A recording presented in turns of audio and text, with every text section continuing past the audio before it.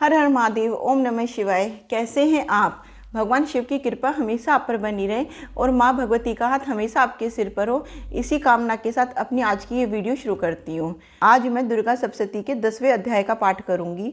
तो सबसे पहले विनियोग और ध्यान से शुरू करते हैं। ओम श्री दुर्गाय नमः। 10वां अध्याय शुभ वध। मैं मस्तक पर अर्धचंद्र धारण करने वाली शिव शक्ति स्वरूपा भगवती कामेश्वरी का हृदय में चिंतन करती हूँ।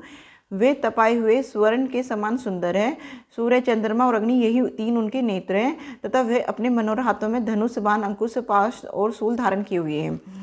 ऋषि कहते हैं, राजन, अपने प्राणों के समान प्यारे भाई निशुभ को मारा गया देख तथा सारी सेना का संहार होता जान शुभ ने कुपित होकर कहा, दुष्ट दुर्गे, तू बल के अभिमान में आकर झूठ मूठ का घमंड न दिखा।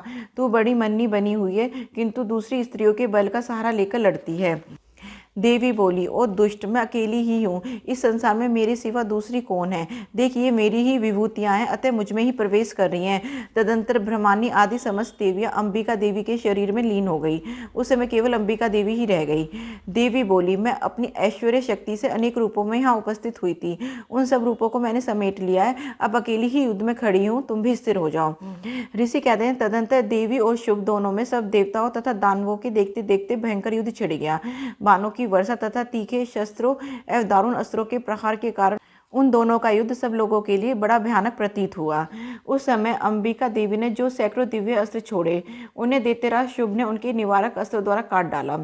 इसी प्रकार शुभ ने भी जो दिव्य अस्त्र चलाए, उन्हें परमेश्वरी ने भयंकर हुंकार शब्द के उच्चारण आदि द्वारा खिलवाड़ में ही नष्ट कर दिया।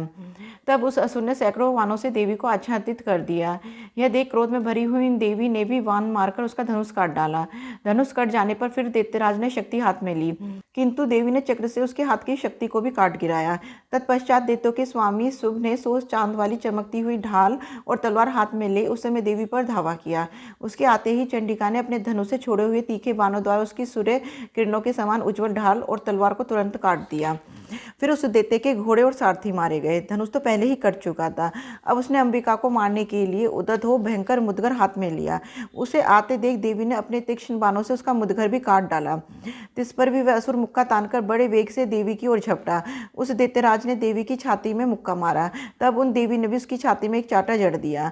देवी का थप्पड़ खाकर दैत्यराज शुभ पृथ्वी पर गिर पड़ा, किंतु पुनः सहसा पूर्वत उठकर खड़ा हो गया। फिर वह उछला और देवी को ऊपर ले जाकर आकाश में खड़ा हो गया। तब चंडिका आकाश में बिना किसी आधार के शुभ के साथ युद्ध करने लगी। उस समय दैत्य और चंडिका आकाश में एक दूसरे से लड़ने लगे। उनका वह युद्ध पहले सिद्ध और मुनियों को विस्मय में डालने वाला हुआ। फिर अंबिका ने शुभ के साथ बहुत देर तक युद्ध करने के पश्चात उसे उठाकर घुमाया और पृथ्वी पर पटक दिया। पटके जाने पर पृथ्वी पर आने के बाद वह दुष्टात्मा दैत्य पुनः चंडिका का वध करने के लिए उनकी ओर बड़े वेग से दौड़ा। तब समस्त दैत्यों के राजा शुभ को अपनी ओर आते देख देवी ने त्रिशूल से उसकी छाती छेदकर उसे पृथ्वी पर गिरा दिया। देवी के शूल की धार से घायल होने पर उसके प्राण पखेरु उड़ गए और वह समुद्रों, द्वीपों तथा पर्वतों सहित समूची पृथ्वी को कपाता हुआ भूमि पर गिर पड़ा। तदनंतर उस दुरात्मा के मारे जाने पर संपूर्ण जगत प्रसन्न एवं पूर्ण स्वस्थ हो गया तथा आकाश स्वच्छ दिखाई देने लगा। पहले जो उत्पात सूचक मेघ और उल्कापात होते थे, वे सब शांत हो गए तथा उस दैत्य के मारे जाने पर नदियां भी ठीक मार्ग से बहने लगी।